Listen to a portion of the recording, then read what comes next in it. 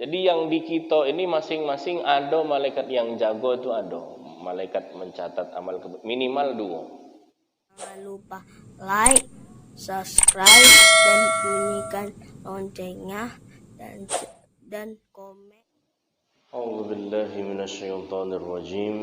Bismillahirrahmanirrahim.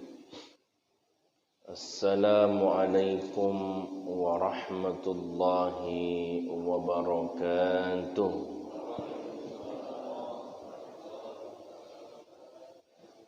Bismillah walhamdulillah. Wassalatu wassalamu ala Rasulillah Sayyidina Muhammad ibn Abdullah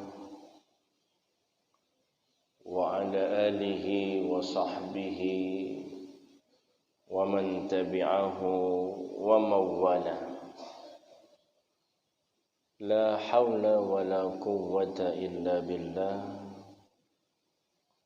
Faqala rabbi shrah li sadri wa yassir li amri wahlul 'uqdatam min lisani yafqahu qawli, amma ba'du.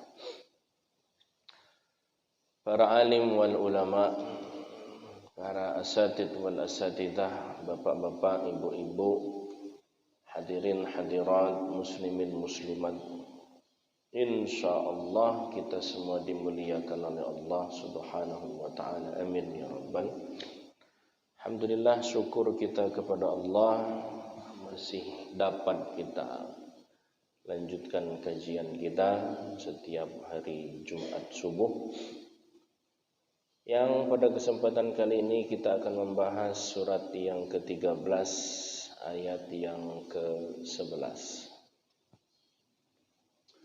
Surat Ar-Ra'd, surat yang ke-13.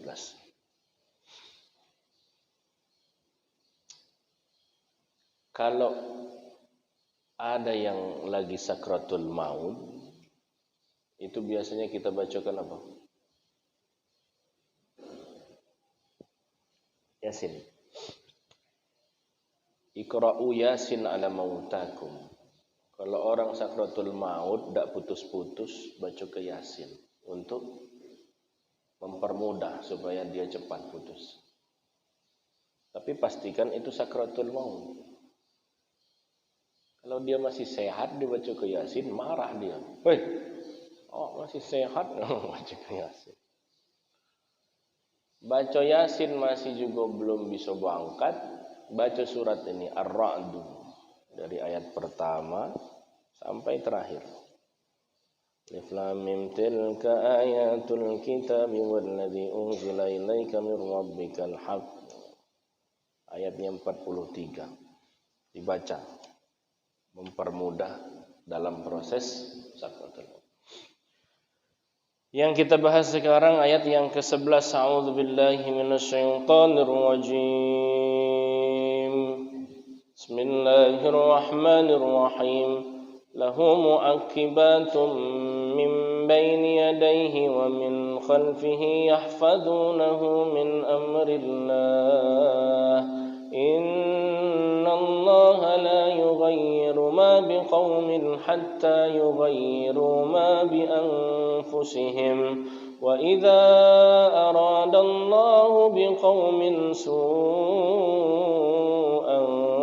fala maradda lahu wa ma lahum min dunihi min wal. Shadaqallahu alazim. Lahu mu'aqibatum min baini yadayhi. Saking sayangnya Allah itu dengan kita, Allah tugaskan para malaikatnya untuk menjaga kita. Jadi kita ini minimal yang ikut sama kita ini malaikatnya 2, itu minimal. Minimal 2 malaikat yang ikut kita. Malaikat yang mencatat amal kebaikan dengan malaikat yang mencatat amal keburukan. Dan tugas malaikat ini nyatat baik. Dia tidak tahu apa motif kita, apa niat kita, dia tidak ngerti. Ditengoknya kita sholat, dicatat tulah amal kebaikan.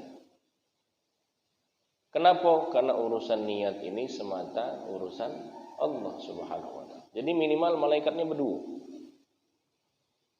Jadi kalau ada tamu datang ke rumah kita sikok wong, itu semestinya yang datang ndak sikok. Berapa yang datang? Berapa? Berapa? Tamunya sikok, malaikat yang miluknya minimal 2 itu. Belum lagi melok malaikat rahmat. Malaikat rahmat, malaikat yang membawa kasih. Belum lagi kalau soleh tamunya itu malaikat khusus untuk menjaganya. Jadi bodyguardnya bukan lagi manusia, ajudannya bukan lagi manusia, tapi malaikat. Mungkin kita pernah Pak merasa Pak, lagi berjalan, tiba-tiba nak ketumbur tapi tidak jadi Pak. Kurang sepersekian detik mestinya ketumbur tapi tidak jadi. Ngapo tidak jadi? Ada malaikat menjaganya, cegat. Tapi malaikat yang yahfadunahu, yang menjaga itu bisa dicabut sama Allah. Jadi yang di kita ini masing-masing ada malaikat yang jago itu ada. Malaikat mencatat amal minimal 2. Dan jangan lupa juga, ada juga malaikat Israel yang selalu mengintai kita. Setiap hari malaikat Israel itu datang mendatangi kita. Nak ngapa malaikat Israel tadi tiap hari mendatangi kita? Nak ngecek rezeki kita itu masih ada apa tidak kira-kira. Diperiksanya, rezekinya masih ada, hidup. Dicek rezekinya habis, selesai. Maka dalam hadis disebutkan, sesungguhnya Allah tidak akan mematikan seorang hamba sampai Allah menyempurnakan rezekinya. Kalau rezeki kita sudah sempurna, semua sudah kita dapatkan, selesai hidup ini. Maka jangan ngebut niat nak menyempurnakan rezeki itu. Pelan meh. Kamu nak ngebut niat nak menyempurnakan rezeki, habis selesai. Begoyo pelan. Kura-kura itu jalan lambat dia. Tapi umurnya panjang. Bapak Ibu yang dimuliakan oleh Allah Subhanahu wa taala.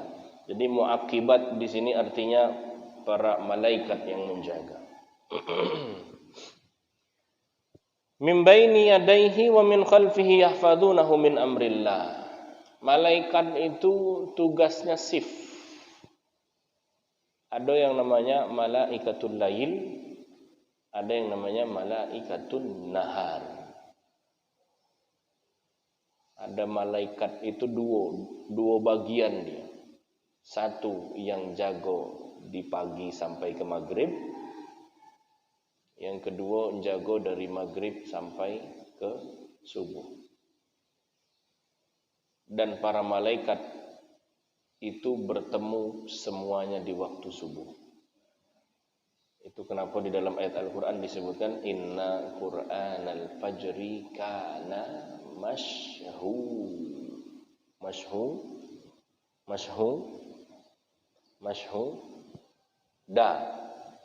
Inna Qur'anal fajri kana mashhuda.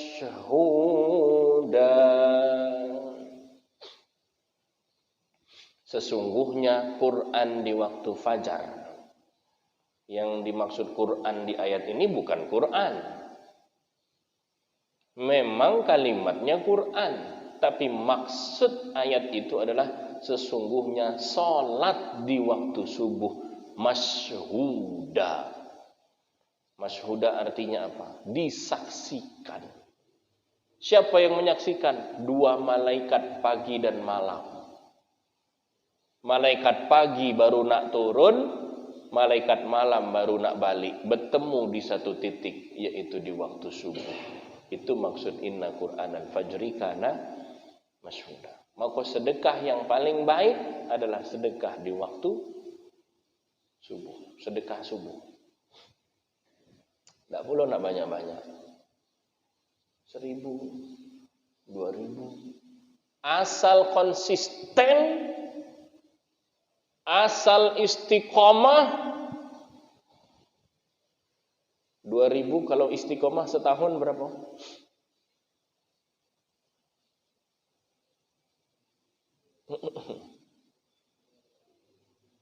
700.000 lah taruh buletinnya. 700.000 setahun. Kalau 5 tahun 3.500.000. Kita mau sedekah 3.500.000 berat, Pak. Pacak beli semen, pacak beli segala macam. Berat kalau nak sedekah 3.500.000. Tapi kalau 2.000 ringan, tapi continue. Dan belakangan ini Bapak Ibu, Masya Allah, saya melihat deril. Deril itu artinya, kan ada yang deril sultan gitu ya. Deril apa? Deril itu apa ya? Contoh bukti nyata bahwa istiqomah itu luar biasa sekali pengaruhnya. Yarhamkallah. Luar biasa sekali dampak daripada istiqomah itu. Dan saya melihat bukti nyatanya. Ustadz melihat dari siapa bukti nyatanya? Kenal dengan Ghazali. Sudah baca berita tentang Ghazali. 11 M dia dapat, Pak. Dari mana? Dari selfie. Tapi selfie-nya itu tidak dia lakukan satu kali. Dia lakukan setiap hari selama 5 tahun. Dari tahun 2017 sampai tahun 2021.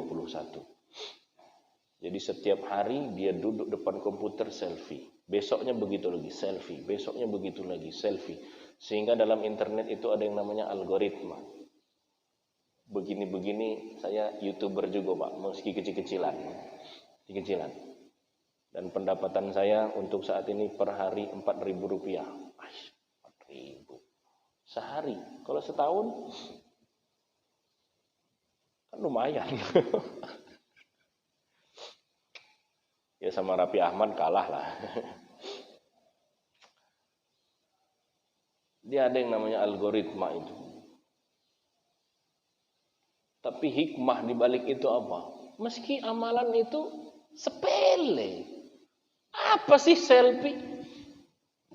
Everybody, semua orang bisa. Siapa kamu di sini tidak bisa selfie? Sini saya ajarin. Ambil foto, cekrek. Selfie. Selfie itu bahasa apa ya? Bahasa luar negeri situ. Finlandia kalau tidak salah. Dia bahasa luar negeri selfie itu. Maksudnya foto sendiri. Tiap hari dia lakukan. Sehingga ada perubahan di wajahnya dari selama 5 tahun itu. Dan orang tertarik. Kok hebat orang nih. Setiap hari betul foto dengan baju yang berbeda. Ya mukanya sama, dia itulah. Tapi kan bentuknya kan semakin lama kan semakin beda. Mungkin agak gemuk dikit ya kan. Mungkin agak apa segala macam. Sehingga kemudian gambar itulah yang dijual dalam NFT. NFT itu aku tidak perlu tahu, tidak perlu hafal. Ujungnya token pastinya. Sederhananya begini. Saya naruh video ceramah saya di YouTube, itu bukan punya saya, Pak. Bukan punya saya video itu. Tapi itu punya YouTube. Kapanpun YouTube ingin menghapus video saya itu, saya tidak bisa protes. Karena saya nitip di situ sifatnya. Tiba-tiba YouTube bangkrut, misalkan sudah selesai berarti. Saya naruh foto di Instagram, tiba-tiba Instagramnya bangkrut, ya sudah foto kita hilang semua. Naruh foto di Facebook, kan kadang orang naruh foto di Facebook itu tulisannya apa? Simpen di sini aja lah biar tidak hilang. You wrong, kamu salah. Kalau tiba-tiba Facebook bangkrut macam Friendster dulu, selesai foto-foto kita hilang. Karena gambar dan video yang kita titip di internet itu bukan punya kita, cuma titipan saja. Makanya orang gimana caranya punya gambar yang sifatnya permanen dan itu beli, diperjualbelikan. Itu sekarang bisnis di internet yang luar biasa. Dan saya tidak sampai ke situ. Sekedar untuk beli lingkaran saja, beli gambar lingkaran, itu orang berani mengeluarkan duit sebesar 10 juta rupiah. Lingkaran. Dibelinya 10 juta, tapi itu permanen. Lingkaran itu nggak akan hilang. Kok gila dia beli 10 juta lingkaran itu? Belinya memang 10 juta, tapi nanti ada orang yang membelinya lebih dari itu. Itulah yang disebut dengan keuntungan. Ini udah gila-gilaan ini bisnisnya yang seperti ini. Nah, si Ghazali tadi, dia ngupload foto-foto itu, foto dia selfie itu. Setiap hari di fotonya semua dia selfie. Sampai kemudian 5 tahun, algoritmanya ketemu, baru ada yang tertarik. Sekarang dia menjual foto selfie dia itu, foto selfie dia laku terjual sikok foto selfie 33 juta rupiah. Kira-kira kalau kamu foto selfie, kamu jual laku tidak 33 juta? Padahal minta maaf, Ghazali itu tidak pula belagak nian, Mak. Minta maaf. Sama Pak Lurah ganteng lah Pak Lurah. Ketimbang, Masya Allah. Kenapa kalau kita foto sekarang tidak laku? Karena kita fotonya baru hari inilah. Sedangkan Ghazali dia sudah lakukan selama 5 tahun kali 300. Berapa kali berarti dia? Taruhlah 1.500 kali dia sudah selfie. Itu pelajaran yang betul-betul bukti nyata. Bahwa amalan itu meskipun kecil, tapi kalau dilakukan secara terus-menerus. Fasadaqa Rasulullah sallallahu alaihi wasallam qala, maka benarlah sabda Nabi yang mengatakan khairul amali dawamuha wa in qalla. Nabi itu tidak senang dengan kita yang beramal banyak tapi sekali itulah. Sholat tahajud 8 rakaat tapi setahun sekali. Sedekah langsung 10 juta tapi 5 tahun sekali. Nabi lebih senang dia yang dikit-dikit, 2.000, 5.000, tapi konsisten. Istiqomah. Itulah yang disebut dengan istiqomah. Fal istiqomah khairun min alfi karamah. Dan istiqomah itu lebih baik lagi daripada 1000 karomah. Kenapa ada orang yang cuman baca subhanallah, setan pergi, Pak. Setan pergi. Tak perlu dia nak payah-payah baca ayat kursi itu dah. Cukup baru a'udzubillahi minasyaitonirrajim, melebu setannya. Melebu itu apa sih? Oh, masuk, kalau keluar tuh metu. Salah. Metu setannya, Pak. Baru baca dikit, metu setan. Lah kita baca banyak ngapa ndak metu-metu setan ini? Karena kita bacanya jarang. Dia yang sering bacanya tadi baru sedikit khasiatnya sudah luar biasa. Ya, yang disebut dengan khairul amali dawamuha wa in qalla. Baik, jadi ada malaikat yang menjaga kita di subuh hari, di maghrib hari. Malaikat malam dan malaikat siang itu bergabung, berkumpul di waktu subuh. Malaikat penjaga tadi, kan kalau yang pasti kan dua, malaikat yang mencatat. Sedangkan malaikat yang menjaga itu bisa saja Allah tarik.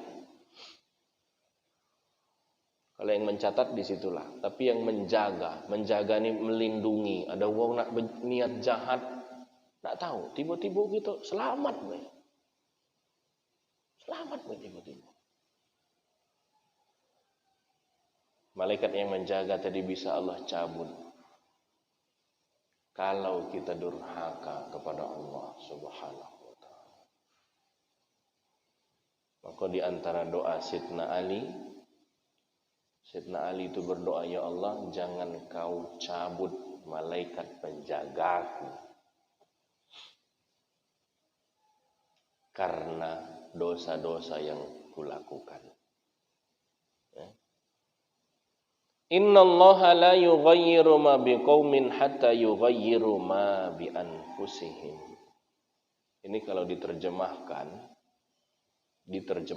saja tanpa membuka ayat yang lainnya, takutnya salah paham.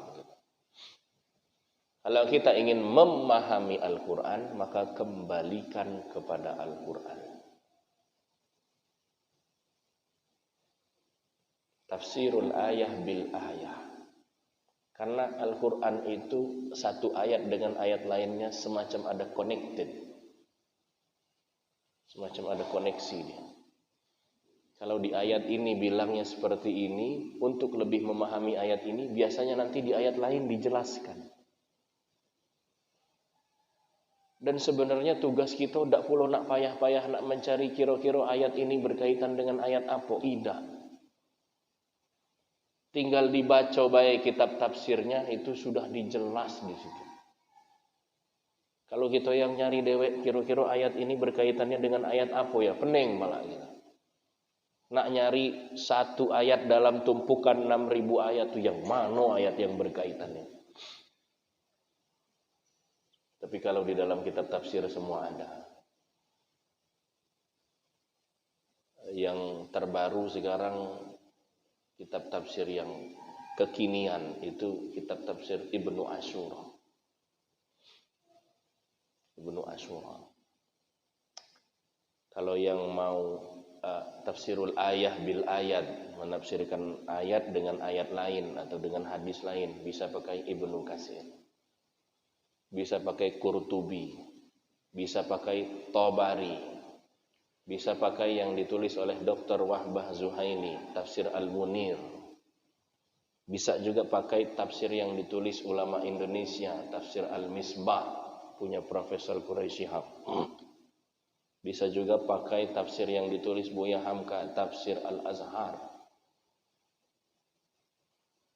Minimal gitu ada. Yang paling sederhana sekali, paling tidak tafsir Jalalain. Harus ada itu. Karena kalau kita baca Quran baik, tidak ditengok tafsirnya, kemana-mana ini gitu Pak. Pemahaman kita melayang-layang.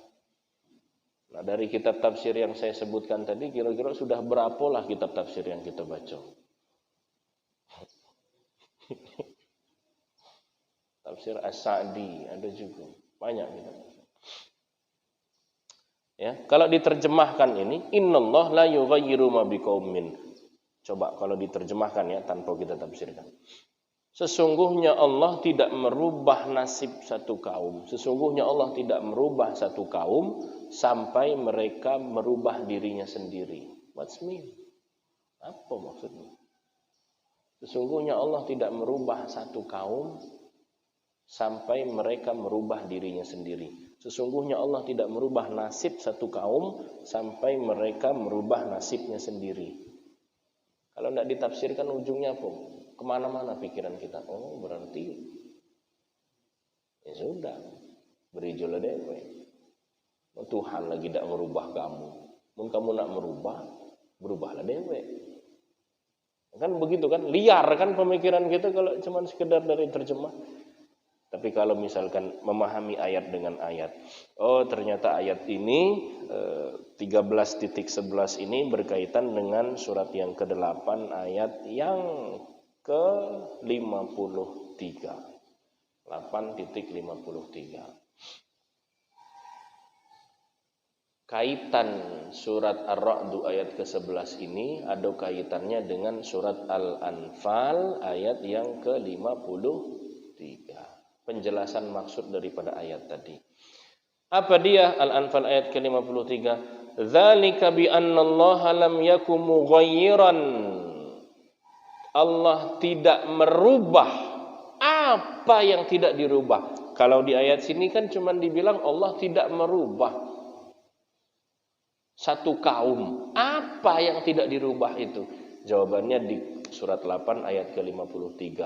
Allah tidak merubah nikmat yang Allah berikan kepada satu kaum, kepada kita, kecuali kita merubah nikmat itu sendiri. Wa anallaha sami'un alim. Jadi Allah mencabut nikmat yang Allah berikan kepada manusia itu bukan karena Allah mencabutnya, tapi karena manusia itu sendiri yang menghilangkan nikmat itu. Allah tidak pernah menghilangkan nikmat yang ada pada manusia, melainkan manusia itu sendiri yang menghilangkan nikmat yang Allah berikan. Contoh, nikmat sehat akal. Tidak dihilangkan sama Allah. Masing-masing manusia punya yang namanya kesehatan akal. Tapi manusia itu merusak sendiri kesehatan akalnya dengan apa? Diminumnya pil anjing gila. Dihirupnya lem aibon. Bensin. Mau bensin untuk motor, ini untuk manusia. Akhirnya apa? Rusak akal. Dan akal itu adalah nikmat. Apakah Allah menghilangkan nikmatnya kepada manusia tadi? Tidak, dia dewe ngilanginya. Dengan kelakuannya, dengan perbuatannya sendiri. Ngelem, nyabu. Nyabu tuh jangan. Kalau nyapu boleh. Nyabu jangan. Narkoba segala macam. Memang narkoba ini luar biasa. Luar biasa. Siapa nak cepat kaya, kalau kayak Ghazali tadi lama Pak, 5 tahun. Kalau nak cepat berduit, jadi bandar narkoba. Tapi cepat pula ketangkap. Berduit nian itu bandar narkoba. Insyaallah. Bapak Ibu yang dimuliakan oleh Allah Subhanahu wa taala. Dikasih kesehatan, tiba-tiba gonta-ganti pasangan. Akhirnya apa? Kena penyakit, virus HIV. Segala macam. Nikmat yang ada pada manusia itu hilang, bukan karena Allah yang menghilangkannya, tapi karena perilaku manusia itu sendiri. Wa idza aradallahu biqaumin su'an fala maradda lahu wa ma lahum min dunihi min wan. Kalau Allah sudah ingin menetapkan satu ketetapan kepada kita, maka siapapun tidak akan mampu mencegah. Allah tetapkan kebaikan bagi kita. Kalau Allah sudah menetapkan sesuatu itu disebut dengan takdir. Now sekarang kita akan membahas about iman yang keenam,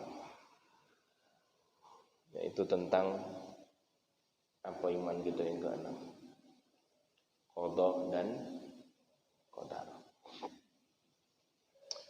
Ketika Rasulullah ditanya tentang iman itu apa ya Rasulullah, kita pahami redaksi hadisnya. Maka kata Nabi, iman itu antu'mina billahi wa malaikatihi wa kutubihi wa rusulihi wal yaumil akhir. 5. Kemudian Nabi ulang lagi, wa antu'mina bil qadri khairihi wa syarrihi.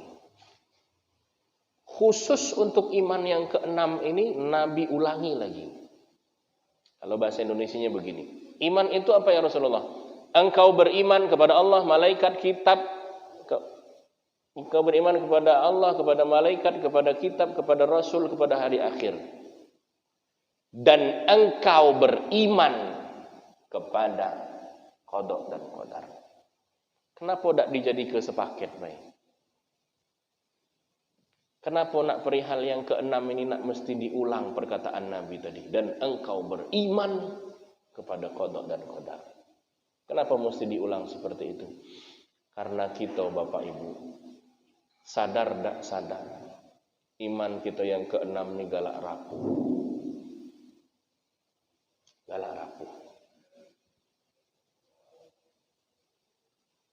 kita galak rapuh bahwa apa yang sudah menjadi ketetapan Allah itu nggak bisa berubah, Mak. Oke.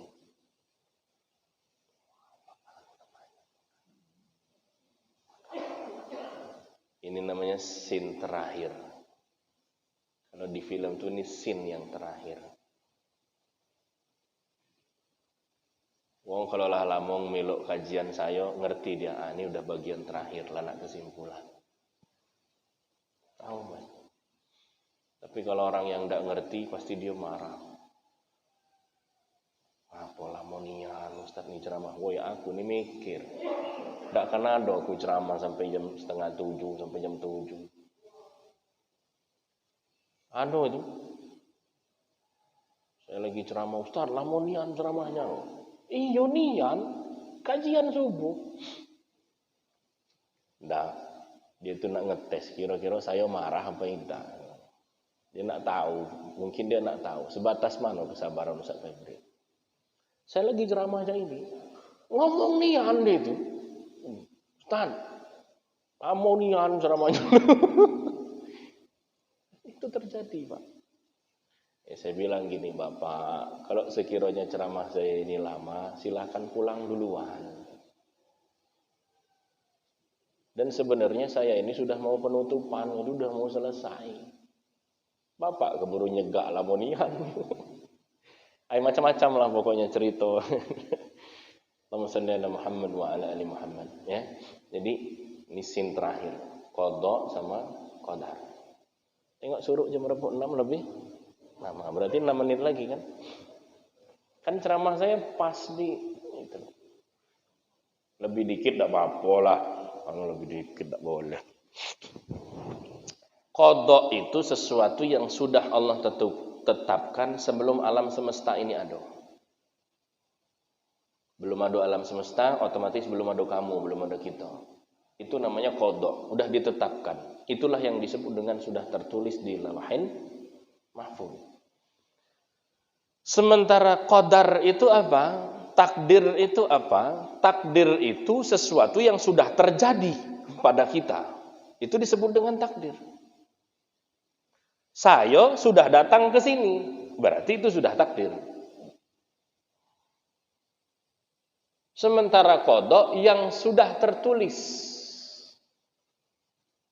Jadi sebelum kita hidup, lah ketulis galau kamu hidup umur berapa, mati umur berapa, kaget jadi wong miskin apa wong kaya, kemudian matinya kaget masuk neraka atau masuk surga. Lah ketulis galau itu, disebut dengan tertulis di qada, di Lauhul Mahfuz. Siapa yang menetapkannya? Allah. Tapi selagi ketetapan itu belum terjadi sama kita, itu belum disebut dengan takdir. Nah, ketetapan yang sudah ditetapkan sebelum alam semesta ada ini disebut dengan qada itu, tidak pacak dirubah-rubah. Sudah seperti itu ketetapannya. Apa kita ini kaget masuk neraka, apa nak masuk surga, apa nak berduit, apa nak miskin, apa nak sakit, segala macam. Tidak bisa dirubah. Tapi yang bisa dirubah apa? Takdir. Karena takdir ini belum kejadian. Kalau qada sudah tertulis, takdir belum. Qadanya tertulis di Lauhin Mahfuz, kita, jangan aku baik, kita. Biar sama-sama rasa. Qadanya di Lauhin Mahfuz kita tertulis sebagai orang miskin. Bisa enggak kita kaya? Bisa enggak? Bisa enggak? Ragu kan? Berarti iman yang ke-6 ini bisa.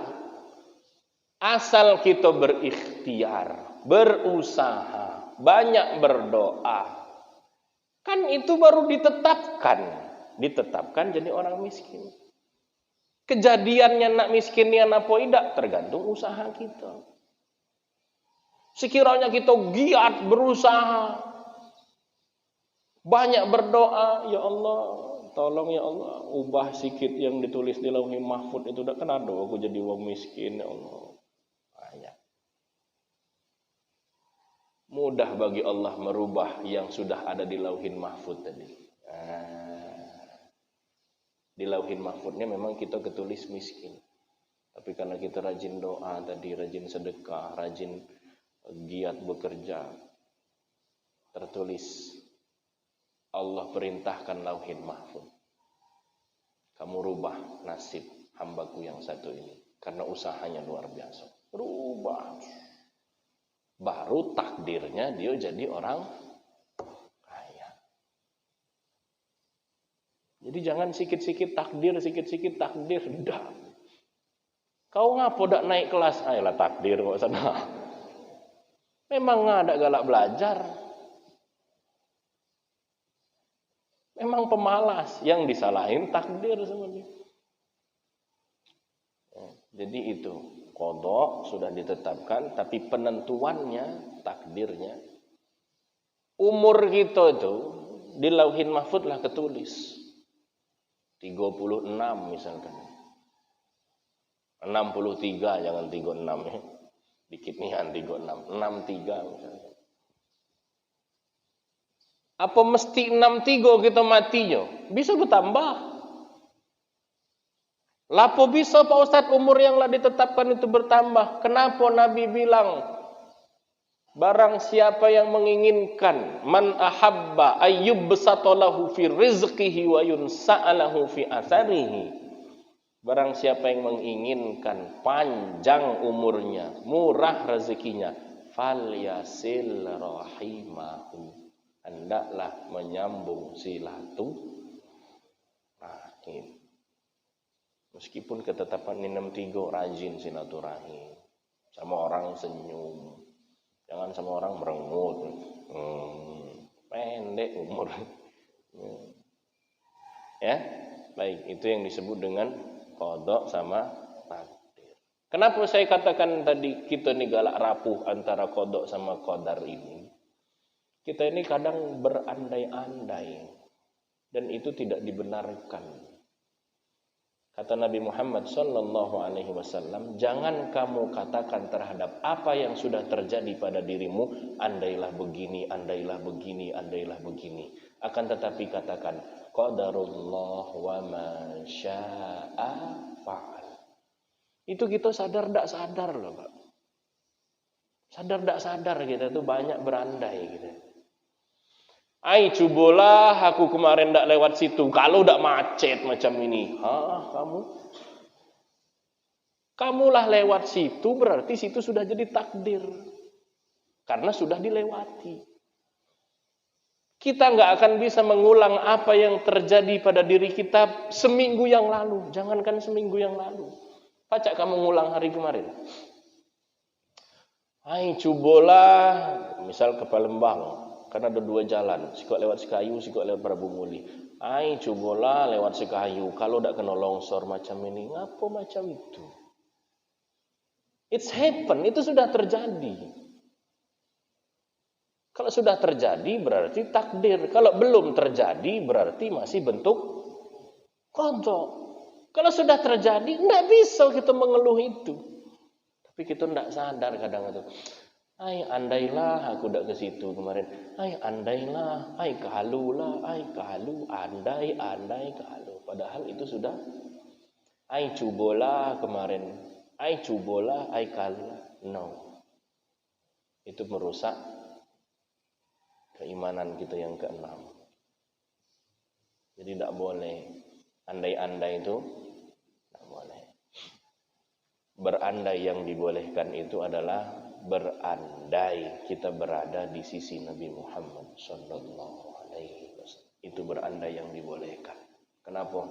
Karena kalau kita berandai berada di sisi Nabi itu membuat rasa rindu kita semakin dalam, rasa sayang, rasa cinta. Tapi berandai-andai yang lain, ai cubolah aku tadi, ai cubolah, enggak kata. Kalau sudah terjadi berarti itu namanya takdir, tidak bisa kita berandai-andai lagi. Akan tetapi katakanlah qadarullah wa ma syaa fa'al. Aing cobalah aku kemarin ndak nikah dengan dia. Ndak pacaran nikah. Kapan nak nyesal? Aing cobalah. Ya. Ambil satu keputusan dan jangan pernah sesali keputusan. Karena kalau sudah terjadi namanya bentuknya tak. Subhanakallahumma wa bihamdika asyhadu an la ilaha illa anta astaghfiruka wa atubu ilaik. Wassalamu alaikum warahmatullahi wabarakatuh.